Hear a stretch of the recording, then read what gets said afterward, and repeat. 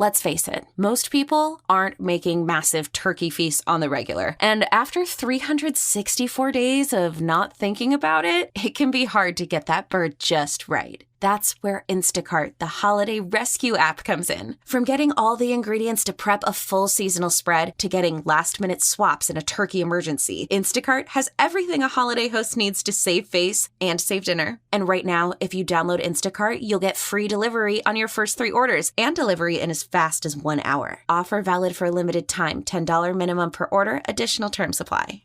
Hey, Commanders fans. Headed to the game December 31st? Take Metro for just $2, then join us for some tailgating fun. We'll have live bands, games, and giveaways galore. Plus, if you switch to mobile wallet there, you'll be entered for a chance to win a special raffle. Find us at the Morgan Boulevard Station or in Lot G at FedEx Field between 9 a.m. and 1 p.m. Skip the traffic, skip the parking. Take Metro to the game December 31st. Learn more at WMATA.com. Radio you can touch. That can only mean one thing. This is the Bob and Jeff Show. You seem to know all the players in this poorly acted farce. What do they call that one? Bob Lutz. I've known you your entire life. There's no one who knows less about football. Jeff Lutz. I think every bowl game from now on should be named after something you can put in a bowl, like raisins. The Orange Bowl's fine. Sugar Bowl's okay, but no Tax Slayer Bowl. You can't put that in a bowl. You can envision a bowl of raisins. Call yourself a man. I weep for you. 97.5 and 1240 KFH. Hello again, everybody. It is a Wednesday edition, the Bob and Jeff Show on KFH Radio. Bob Lutz, Jeff Lutz, co-hosting. Max Bauer, producing engineering. 869-1240. That's the phone number on which you can reach us. So KU covered by a half a point last night. That's how it works sometimes. I went to bed at halftime. It looked like they were going to cover by about 300.5 points, but that game was unwatchable. I went to bed before the game started. Huh? I went to bed before the game started. The production value of that game left a lot to be desired. So we checked out at halftime. Boy, KU's got a chance next year to be really good. They're good now. Well, we got to see how their quarterback situation unfolds. If it's Jalen Daniels, then yeah, probably. If they bring in a transfer, yeah, probably. But short of that, it's just great receivers. Unknown. Dean's coming back. Defense solid. Neil. They've got a great team. I predict they're preseason top 15 next year, maybe 10.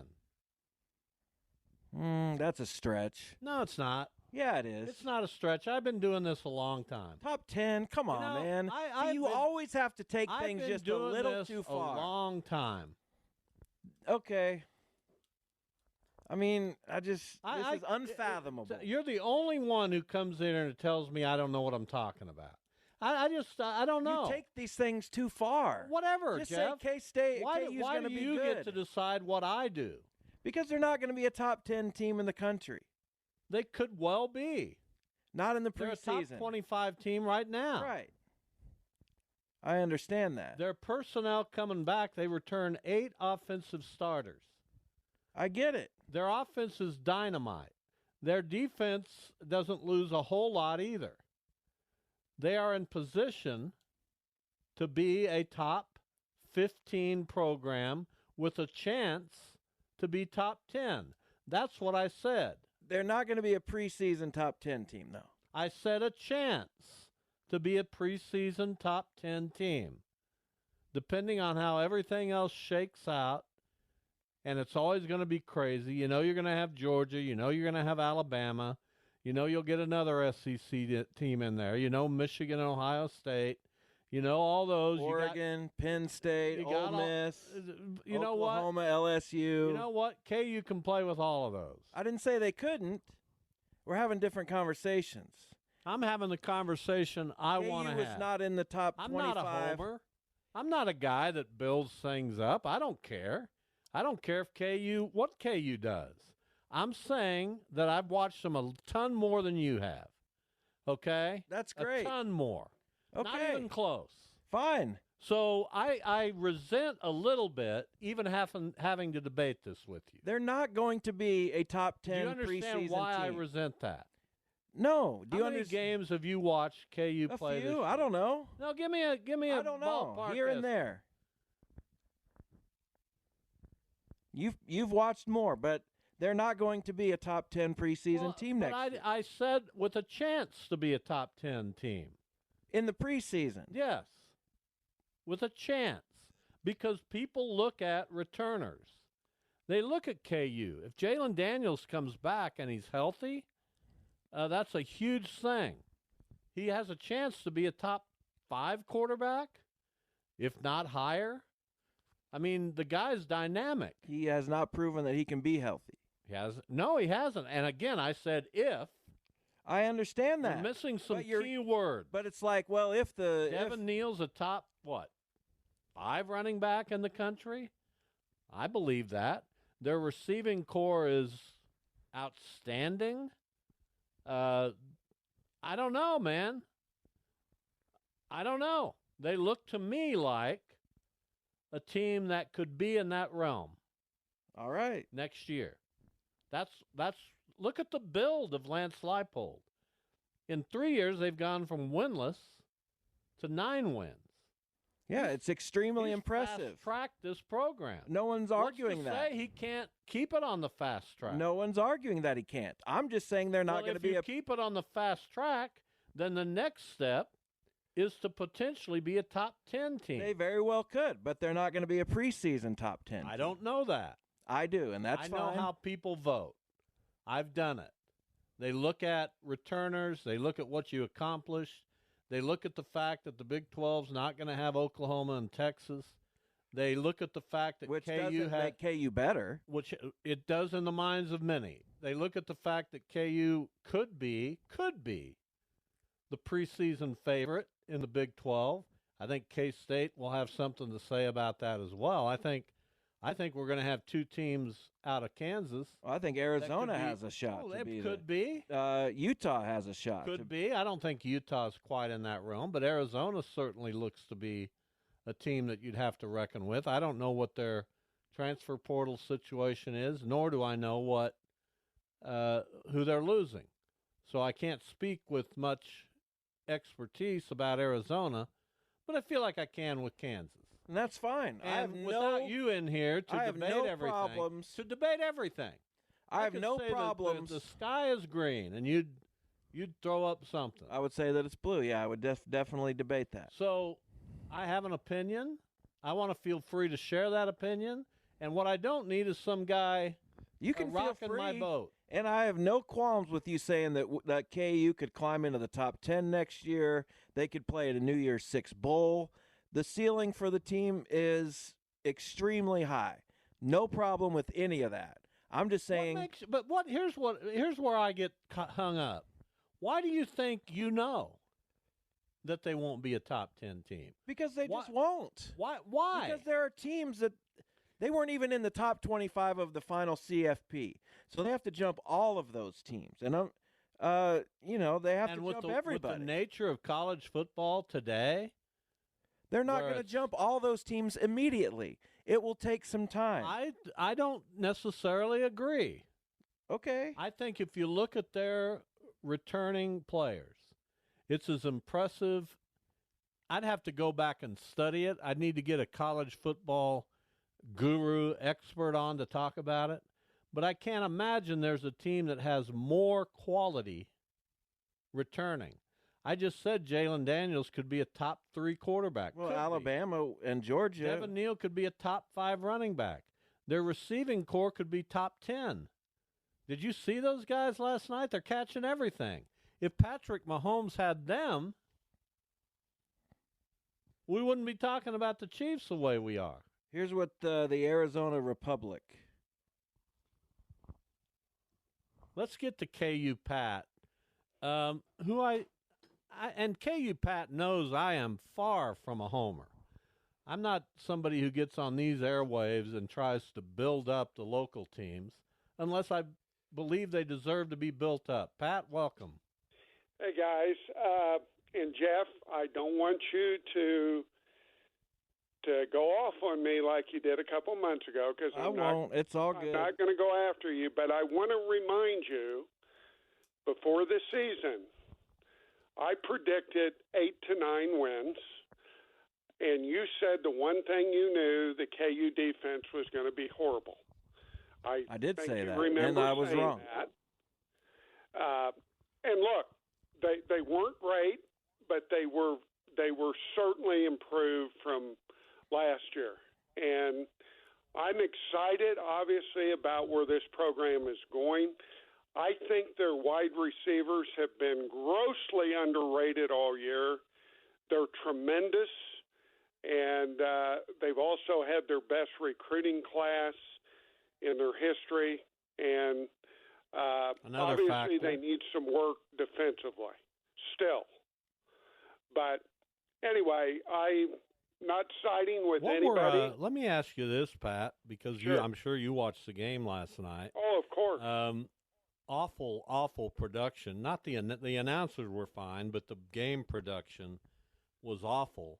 What were all those personal fouls that were going on? I couldn't keep track of them all.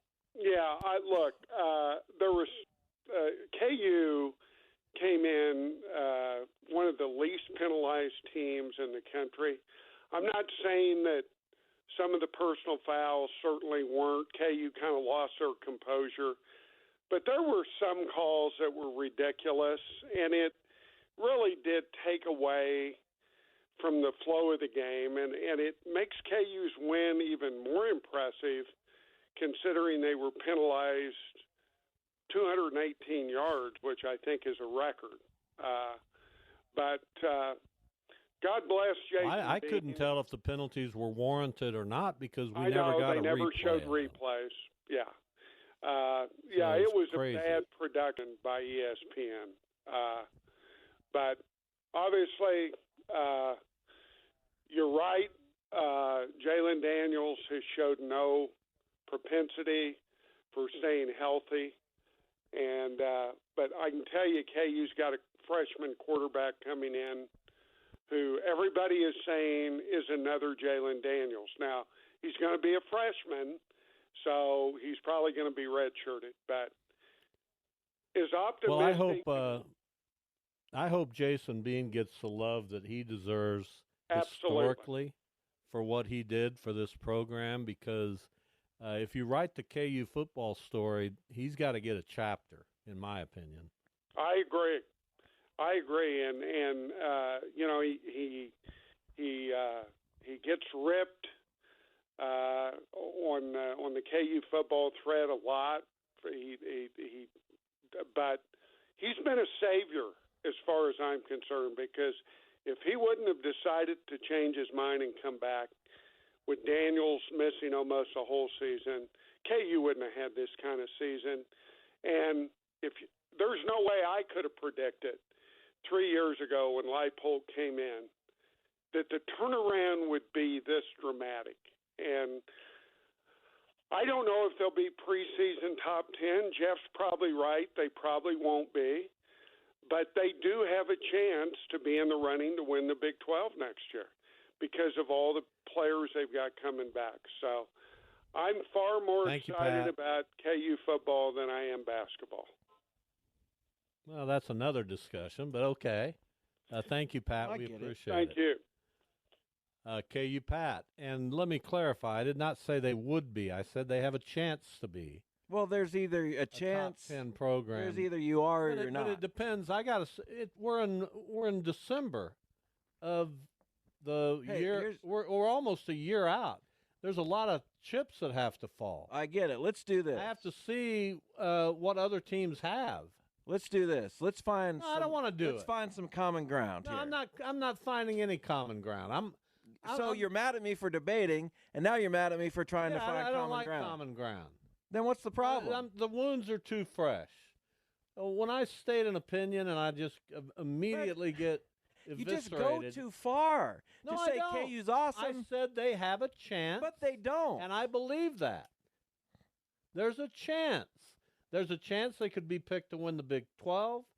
And if they're picked to win the Big 12, there's a chance you could be I a don't. preseason top 10 team. All right, They're here. more likely to be top 15, but there's a chance. A chance. Athlon Sports has them 5th in the Big 12 right now. Oh, Next well, year. Mr. I'm just letting you Athlon. know. Yeah, Athlon Sports. They haven't been around for 2,000 Mr. years. Athlon, excuse me for voicing an They opinion. have KU ranked 24th right now Well, that's for the 2024 who season. do they have above them in the Big 12? Arizona, and then it's K-State at 19. Maybe it's 4th.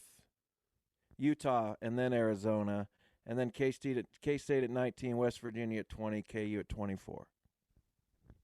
It's complete and utter joke. I doubt they finish 5th in the Big 12. But this at least gives you a look at how people are thinking right now. No, how people at Athlon Sports.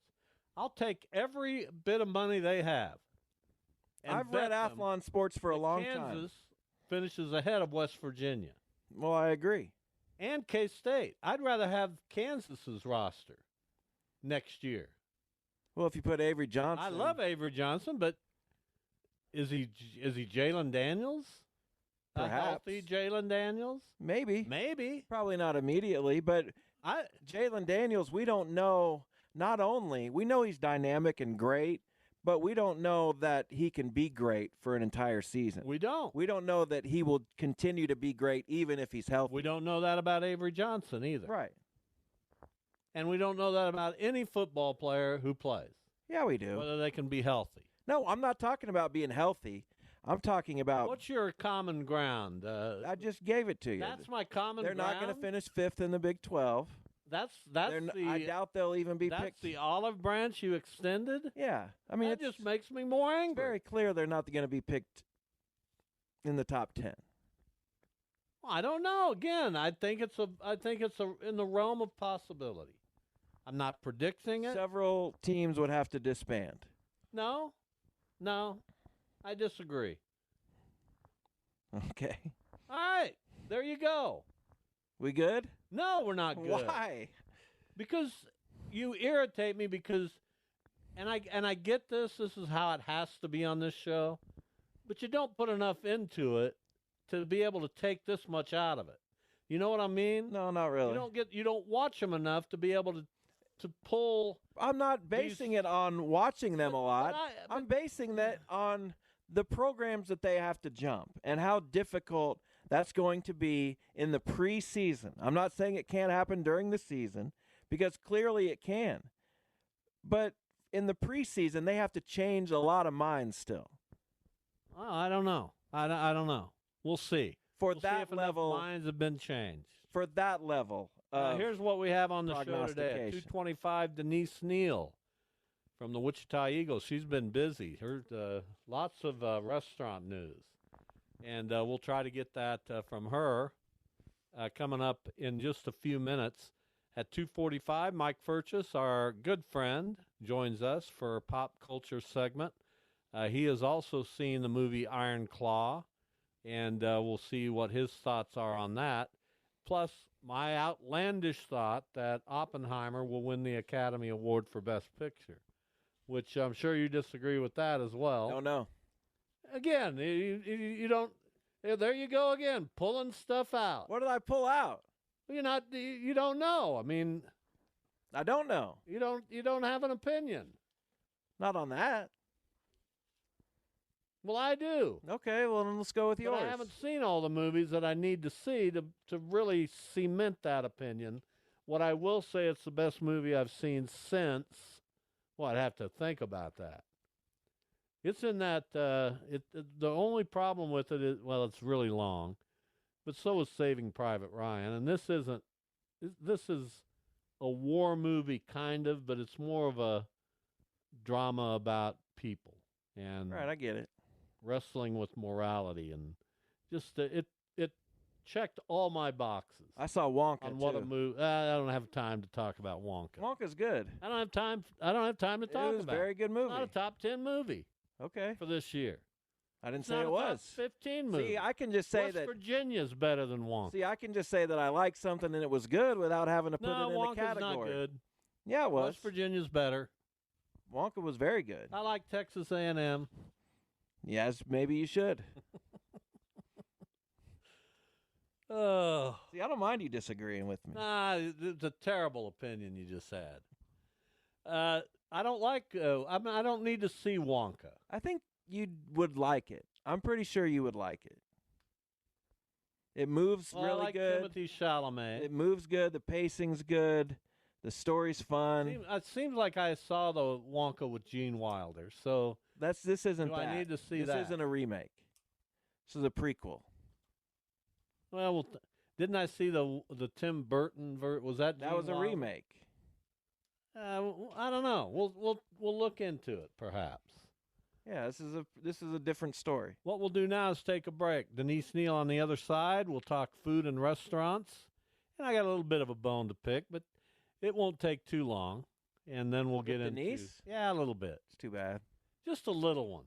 I understand. You got me fired up, man. Good. That's how it's supposed to be. We'll be back.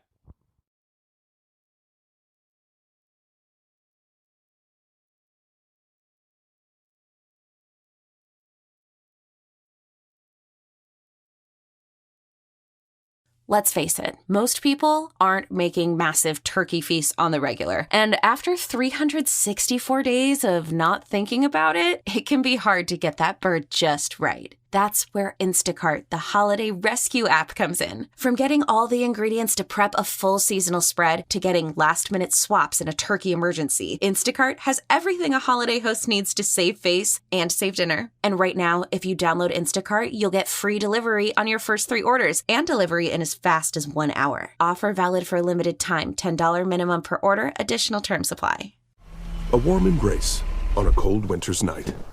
The smell of cinnamon, flickering candles in the window, and hands, young and old, joined around the table. There's nothing like being there in person for the holidays, and Mercedes-Benz wants to get you there safely.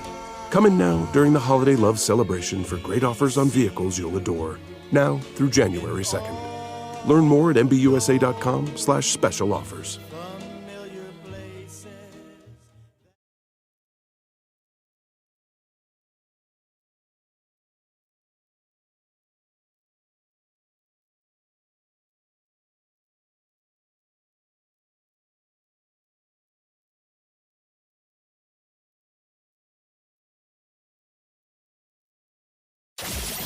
This is the Bob and Jeff Show on 97.5 and 1240 KFH.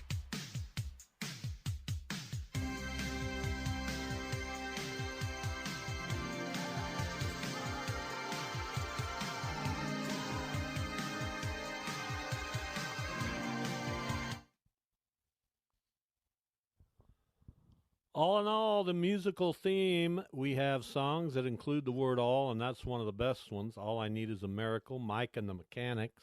An underrated band, in my opinion, a top 10 band of their era. Here's Denise Neil from the Wichita Eagle and Kansas.com. Hello, Denise. Hi. Hello, how are you guys? Oh, we're doing well. How about you? You know, just typing along. Everybody off work this week except for me. Well, you're busy. A lot of restaurant news. Let's Always kind of is. jump into it, and we'll get to the topic I want to discuss with you in a little bit later. Okay. So tell us about some of the comings and goings that have happened or are going to happen here shortly at the first of the year or after the first of the year. Well, are you referring to anything specific there, Mr. Lutz? Well, I am just working saw, on a big story about things coming and going. But I just saw Nola's Pizza is closing its location on West Central, and the owner is going to open a new location in a building he plans to build. We're trying to guess what major correct. West Side intersection that is. Well, I'll tell you when we are off the air, but he just doesn't want it out there until the papers are signed because he and his wife are superstitious something could go wrong. So I get that. Yeah, but it's a good location, I think. Definitely think he could do well there. It'd be more convenient for some people, I think. But yeah, he lost his lease there at Central and Ridge. He doesn't have to be out till October of this next year, but he doesn't know when he'll move exactly, but yeah. And that's on the heels of some other news that NOLA is opening next to our offices there at Old Town Square in the former Pino's Pallet building, which is right next to City Art. So that's also going to happen after the first of the year. So NOLA's is on the move. And Riverside Cafe not closing, but switching owners. Sounds like the menu is going to be kept the same, and then the current owner of Riverside is changing the name of his other Riverside Cafe in Derby. How do you untangle all that? Well, Paul Colmia has been the owner of Riverside Cafe since 2001, the one on 13th Street, and he grew it to several other locations. There's one on West Central, there's one in Derby, there's one, well, I guess that's it, on 13th Street. So he sold the one on West Central last year to a young couple. They've been running it for a year. I don't even think people realize that. I didn't. And then he's just decided to sell the West 13th Street cafe, which has been a cafe of some kind since 1947, to the same couple. And he's going to slow his life down, visit his vacation home more, and just keep his Derby restaurant.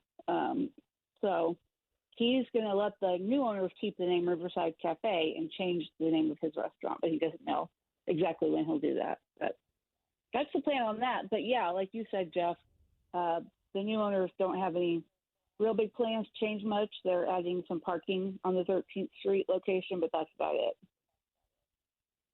Talking with Denise Neil from the Wichita Eagle.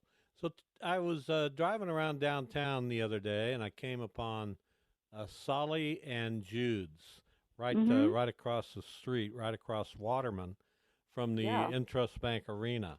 I've always wondered why there wasn't more entertainment development in that area. First of all, I'll ask you that. Why hasn't there been more entertainment development and food development in that area? And what do you think of Solly and Jude's? Well, that's a good question, Bob, because arena proponents such as yourself promised us that was going to happen, but it really hasn't so far. I don't know. I think that area down there is just not that busy unless there is an event. And so this place, Solly and Jude's, is right across the street from the arena's south side entrance. There on Waterman, and there's a big, cool, retro-looking sign there. It's owned by the guy who owns the Cotillion, plus the guy who owns like Barleycorns and the Shamrock and Jerry's, and two other guys. And it's a sandwich place, and they have really nice, melty, bad for you but tastes so good sandwiches. And they also make really crispy tater tots, and they have a big bar. It's not a very big restaurant, pretty little, but they're only going to be open for regular hours Monday through Friday because it's just not that busy in that area of town when there's not a concert going on. They'll open on weekends only if there's an event going on. So they won't be open Saturdays or Sundays if there's nothing going on at the arena. So that's what they're trying out at first. And then if there's a demand on weekends when there's no events, they're open to that. But they opened for good. They had a few soft openings, but they've been open since yesterday. But it's definitely worth checking out. I went there and had a Reuben, and it was delish. So my wife has taken to the restaurant called Public at the Brickyard. She's been there a few times. I went there with her the last time we went, which is before the Pentatonics concert. And I really enjoyed the pizza, and the appetizers were good. So does that place have a pretty good reputation around town? Yeah, man, that's been there forever. I'm glad you finally found it, Jeff. Glad you finally found it. It's been there for a long time. I apologize for that question. 11 years. Yes, so that's not that long. But it's been quite popular a good place. For all 11 years. Okay, well, good. I don't know what to tell you. I just found it. Did you see their Christmas themed area back there, Jeff? Probably. It didn't stick out as a memorable. Okay. They're one of the few bars in town who are putting on like special pop-up bars for the holidays, and a few of them are still going on. But I did a little holiday bar tour last week, and that's one of the places we went. So people just there was a sign on the there was a sign on the refrigerator or freezer, I guess, that said, "Ask about ice cream," but I never got a chance to. So I was really regretting that. Next time. Too bad. Denise Neil, our Next guest from time. the Wichita Eagles. So there's a couple, and I'm a kind of bound to my area here. We've always wondered what was going to replace DeFazio's. They've got a new place that's under construction or will open soon. And then there's a smaller restaurant on 21st Street that used to be Angela's as well as some other things. And it's going to be a Hawaiian restaurant. Do we have other Hawaiian restaurants in Wichita? And what is the gist of a Hawaiian kebabs? Is that what we're going to have? How long is that? Bob, Nope, go ahead. Hawaiian food is kind of, well, the people that do Hawaiian food in Wichita are mostly doing a few of their traditional dishes, which are like poke, which is fish, like sushi grade fish with rice and other sauces and toppings, and then some kind of like kalua pork type thing or some type of Hawaiian pork, and then macaroni salad. Macaroni salad is a big Hawaiian dish. So this place you're talking about, Noble House, they've actually been open in 2 other locations in Wichita and closed, and they've had a food truck here for at least a decade. And so they're going to try another brick and mortar spot out there. But we've got several Hawaiian poke places in town now. There's, which I love poke, by the way. I don't know if you would, but I do. It's at Crafted, which is out there at 21st and Webb. And then there's a new place called Pokemoto, which has one over here, Seneca and Pawnee, and then one at, I think, close to like Greenwich and, I can't remember, out there on Greenwich, close to all the stuff. So, yeah, I mean, Hawaiian food is mostly poke, pork, chicken dishes, macaroni salad, but we've had it for quite some time. You guys really need to catch up. We offend you, don't we, in some way? Well, I knew about Noble I asked House. her a question. You don't What do offend you me. mean? I said, okay, we don't offend her. I didn't know that Well, was. I'm not Saying offended. play I out. didn't I'm know just that was sorry a for you. question. I know. I'm just sorry for you. I knew Yeah. about Noble House. He knew about the public at the Brickyard. So it's we're even now. Well, the public at the Okay. Brickyard is quite more prominent than Noble House. I don't know. Noble House is pretty good. What have you had there, Jeff? I don't remember. It's been a few years. Okay. Exactly. So let's discuss the elephant in the room. Denise Neil, who has been writing about food and restaurants for more than 20 years here in this market, became a semi-regular, an occasional guest on this show back in 2000. When did we start? 2017. It's been a long time. Or 16, probably. With very little fanfare, we brought Denise along, and she's proven to be a very popular part of the Bob and Jeff show with her once or twice a month appearance. Recently, Denise joined KMUW, our public radio station here in town, with fanfare that had been reserved for Taylor Swift new records. It was all over social media. Just an adoring public could not get enough. And of course, I came on social media and I said, well, we've had Denise on this show for 8 years with little fanfare and little public acknowledgement. So there you go. There's my little rant. Well, I'm not sure what you're ranting about. I'm not sure what you're ranting about because had you, like KMUW, chosen to give my presence the fanfare it deserved, then you would have had the fanfare. But you chose not to. Well, Is I'm that not how that sure who works? you're blaming here. Well, I'm not necessarily blaming you. But who are you the blaming? fanfare. There's I no don't one know. to Let me blame but figure that yourself out. for the lack of fanfare. There's always a culprit in my You world. can So fanfare it up anytime you want. I'll help you. Well, we fanfare you every time you're on this show. Well, I mean, the fanfare you're talking about is social media. You don't post me on social media, do you? Well, I always let people know when you're going to be on the show, like on Twitter today or X. Well, there's it's certainly really it's a different beast. I mean, you and I are having a conversation, and there I'm doing like a pre-planned commentary. And, you know, if you want to start giving me a paycheck, I will stay exclusive with you. That's fair. Until then, my volunteerism is spread evenly. Let me talk to my higher ups on that one. You talk to them. But the point I guess I'm trying to make is I want to congratulate you in a roundabout good. I thought you were way. mad. Okay, good. No, I'm not. You know me well enough to know I'm not mad. It is slightly hurt, but not mad, certainly. Well, Bob, let me tell you something. I've been appearing on radio, as I've told you many times, in my career for probably as long as I've written about restaurants, different stations all over town.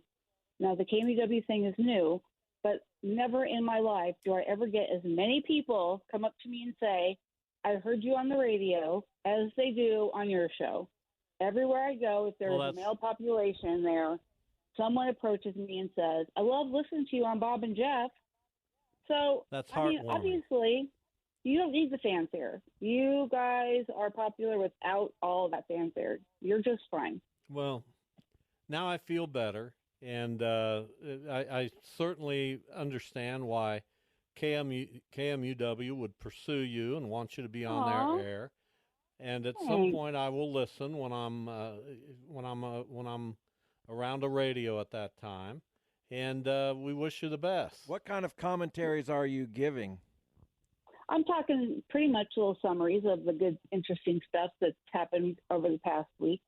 And you don't even have to wait to hear it on the radio because I will fanfare it up and put the link to the recording on my actual Facebook page every week, every time it's on. Oh, so you just will go there and hit that listen. Is nice. Yeah. Of course, we will not see the link to this appearance, but that's okay. You will if you send it to me. Send it over. Denise, we love you. I just, by the way, Denise helped me on this. Yeah. I've been looking for a chef to speak to our League 42 kids as part of our passion project.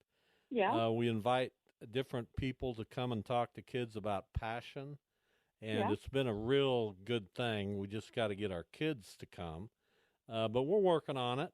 And on January 13th, Josh Rathbun will be speaking to our group. That's one of the names I gave you, I'm wasn't excited it? about that. That's one of the names I gave you. You're welcome. Latte is his restaurant. Latte. So, Latte. Makes sense. Lottie. It's named after his daughter Charlotte. So, you know, some people named Charlotte get the nickname Lottie. Lottie. I could say that a lot better before my surgery. Never Lottie. heard that. I've never heard that either. Yeah, little Lottie. Yeah, his restaurant's on South Market. Well, he definitely has a Wichita. passion. You should take Debbie there. It's Well, I delicious. look forward to that. Take All Debbie to right, that good. place, so you know of what he speaks. There you go. It's a good idea. All right. Good Thank stuff. you, Denise. We always appreciate it. guys. Thanks for I'm being glad a you're not mad at good-natured me. person. Okay, good. I'm Glad never you're not mad. mad at me. Okay, See you soon. bye guys. What? Denise Neil from the Wichita Eagle and Kansas.com. What? You're never mad? No, I'm not mad at Denise. Oh, okay. I've never been mad at Denise that I know of. Well, good maybe for her. once. But we don't need to get into that. Mike Furches joins us after his holiday duty has ceased. Mike, welcome. How are you? We can't really tell our listeners what that holiday duty was, but I think they can perhaps guess. Hey, I am back and getting rested, and I'm excited to be back to normal. Yeah, I bet you are. That's I'm sure undoubtedly an extremely enjoyable process, but it's a long one. It's a long one, and it is enjoyable, but there's tough times. You get to hear things that you never wanted to hear. I'm glad to be back. I'm glad to be back to seeing movies and on a more regular basis and everything else. So I wanted to start with Tommy Smothers, passed away at the age of 86. Certainly part of the Smothers brothers from back in the day. And you and I are roughly the same age. I'm a few years older, but I know you understood the impact of the Smothers brothers and their CBS weekly show that debuted in 1967 and had an incredible impact. They actually put that show on thinking it wouldn't do much of anything. They scheduled it opposite Bonanza, the number one show on television at the time. But the Smothers Brothers Comedy Hour found an audience and became a kind of a counterculture hit. Well, it was actually a huge audience. And, I mean, a lot of history in regards to when they went off the air and the lawsuits that were involved and the Smothers Brothers winning that. This is why it's kind of touching to me, Bob. I'm about the age, in the late 60s, early 70s, they toured nationally. And they were the first touring show that I ever went to. My grandmother, who is the sweetest little old conservative Southern Baptist woman that you'd ever meet, she loved the Smothers Brothers, and they were the first show. I took my grandma. We went together to see them in Kingsport, Tennessee at Dobbins Bennett High School. So I got to see them live in the late 60s, very early 70s, and it just brings back tons of memories. And looking back on them historically, you know, I prefaced my grandmother, sweet little loving conservative Southern Baptist woman. It's ironic that she loved them as much as she did. And it says something about the impact that they had on society, especially when looking at their humor and the things that they were saying and doing, which had a tremendous impact socially on America, and specifically the Vietnam War and other things that they were actually involved in. So it's a terrible loss. Yeah, and, that was a weekly highlight for those of us in my family. My parents loved the Smothers Brothers, and so did I. And it's where Steve Martin got his start as a writer, as well as Rob Reiner. Both got their starts on the Smothers Brothers. Yeah, and the fact that CBS they canceled the show. They brought on Hee Haw, which was a big hit, but the Smothers Brothers, I mean, is a breach of contract that they had, and they won the lawsuit against CBS, which in some ways changed the entertainment business, specifically related to television, more than what most people today would even begin to realize. They were very important historically, not just for their content. It started out as a folk music group, and were very good. They were both very good. And again, it's a terrible loss because it's a reminder to people that, like you said, our age, of our past that's going on before us, and causes us to question our own mortality to some extent. At least it does me. So terrible loss. And for those that didn't have the chance to see them, go back, YouTube them, check them out, and then remember the times that they were performing and doing the things they did. Terrific act. So, I saw Iron Claw on Christmas night. I heard that you've seen it also. My wife and daughter did. I think they thought it was a well-made movie, but did not enjoy it because of the subject matter it covered. We had a pretty good, interesting conversation about the movie on the way home from it. I told them that any wrestling movie or any movie with professional wrestling as a backdrop that takes place in the 1980s is probably not going to be a happy story.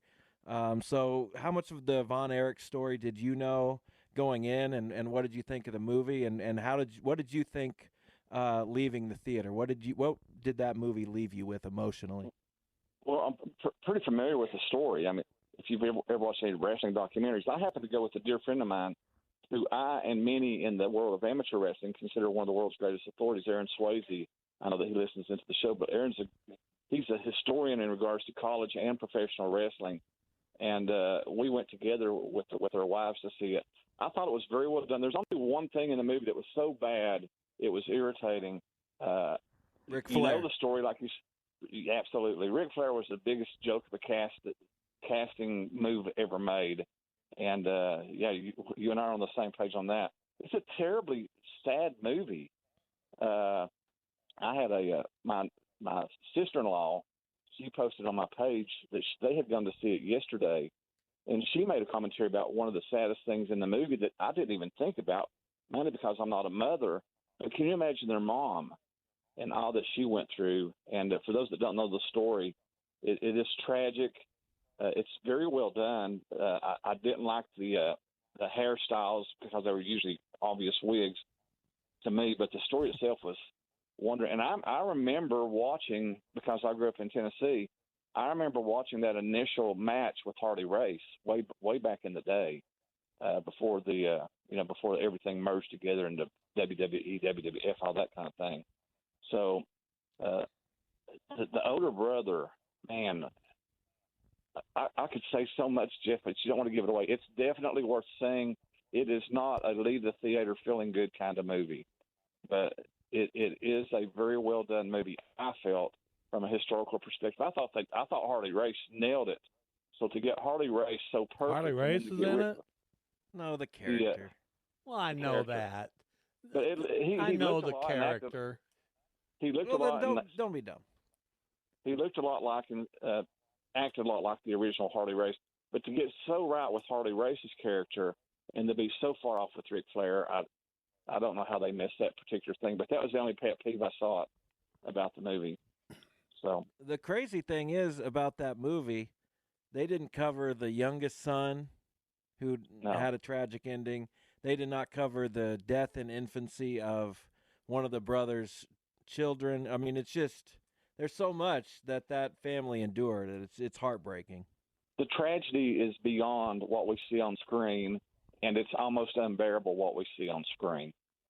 I thought it was very well done. The wrestling sequences, the story, the innuendo of some of the things that went on, who the heel was, who's not the heel, all of those types of things. I know you guys love pro wrestling, and there was a day that I was so into it was unbelievable. Growing up in the South and going to the Johnson City Recreation Center back in the days of Chief Wahoo McDaniel and Ric Flair and all those guys that were wrestling on the circuit back then, and so those were fun days, but they were definitely tragic days.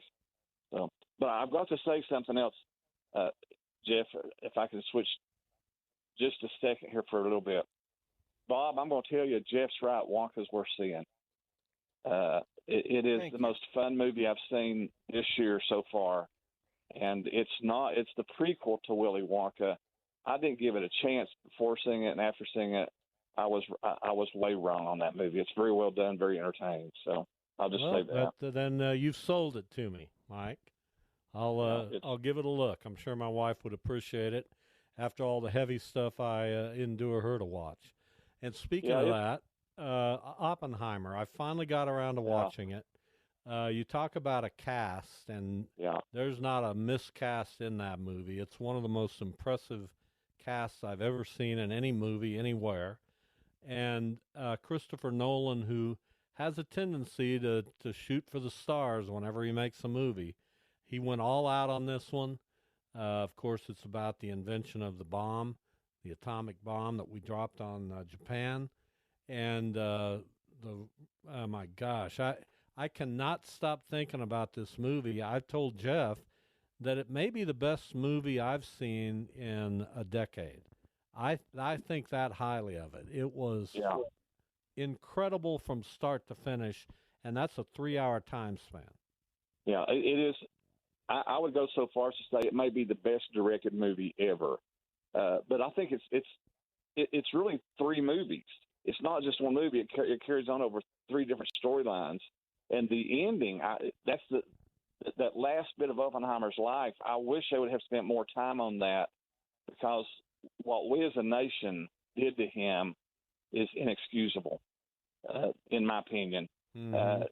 To categorize him as the communist and abiding with the enemy, when he did what he did for this country, as far as I'm concerned, it put him up on one of the great American heroes of all time. And he struggled with the bomb and the creation. And we're not giving any spoilers here because this is history. And Nolan did such a good job of replicating. I lost so much respect for Harry Truman in a very important scene in the movie that is documented to have happened very much exactly the way it did in the movie. And so... Well, you may have lost respect for Harry Truman, but Gary Oldman's only on the screen for about 5 minutes, and those 5 minutes playing Harry Truman in that scene you're talking about was that guy. My goodness, I would rave about this movie for hours. I couldn't believe what I was watching. How well done it was. Those 5 minutes on screen for Oldman could result in him getting a nomination for supporting actor. They were that powerful. It's very well done. It is long, but the story, like I said, if you go in to see one movie, it's long. But if you go in expecting that it's really kind of 3 different storylines of his life, it's rather amazing. And definitely, I would agree, one of the best movies ever. Most definitely, in my opinion, quite possibly the best directed movie ever. So the fact that it's streaming now, more people have a chance to see it, and I hope they do.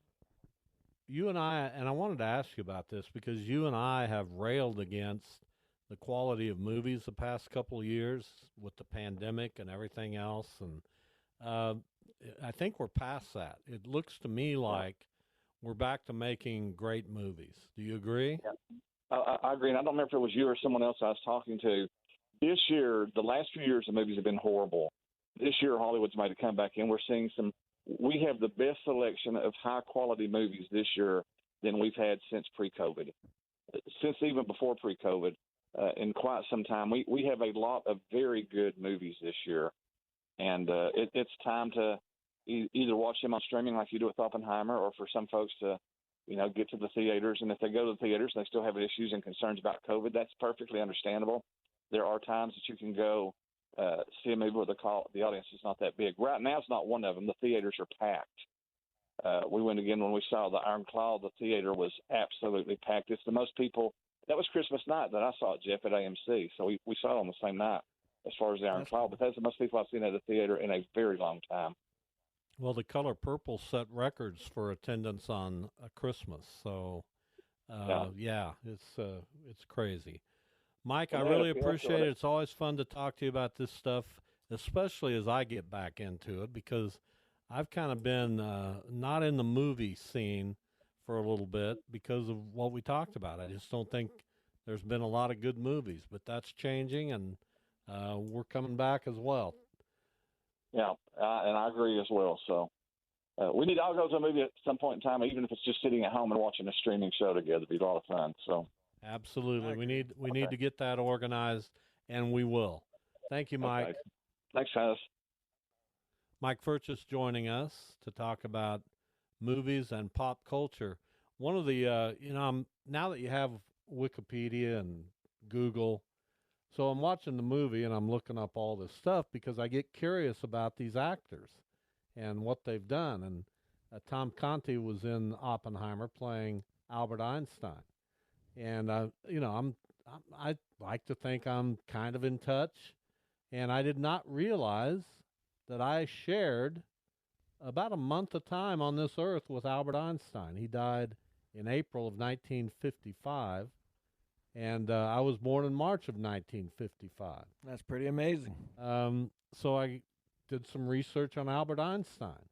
I don't know. That's pretty much what you do. You go down the rabbit holes after you see a movie. Well, it wasn't after. It's during. I got so many things going through my head, and I cannot. I think I've already stressed enough that that's one of the great movies. One of the greats. Well, I'll have to check it out at some point. All right, we will come back. We've got picks to make in hour number 2. We rudely didn't acknowledge Shannon's call to the show in the first segment. Shannon, please give us a call back as we get to Jive Talk next. Let's face it, most people aren't making massive turkey feasts on the regular. And after 364 days of not thinking about it, it can be hard to get that bird just right. That's where Instacart, the holiday rescue app, comes in. From getting all the ingredients to prep a full seasonal spread to getting last-minute swaps in a turkey emergency, Instacart has everything a holiday host needs to save face and save dinner. And right now, if you download Instacart, you'll get free delivery on your first 3 orders and delivery in as fast as 1 hour. Offer valid for a limited time. $10 minimum per order. Additional terms apply. At Peloton, we know starting is the most important thing. So start today with up to $600 off Peloton bike purchases and get 2 months free membership and access to thousands of classes to choose from. My name is Cody Rigsby. Welcome to your Low Impact Rides. With instructors that take the guesswork out of working out. I'm here for you every step of the way. And Peloton Entertainment, so you can watch your favorite shows and live sports as you ride. Shop our New Year's offers at onepeloton.com/deals. Terms apply.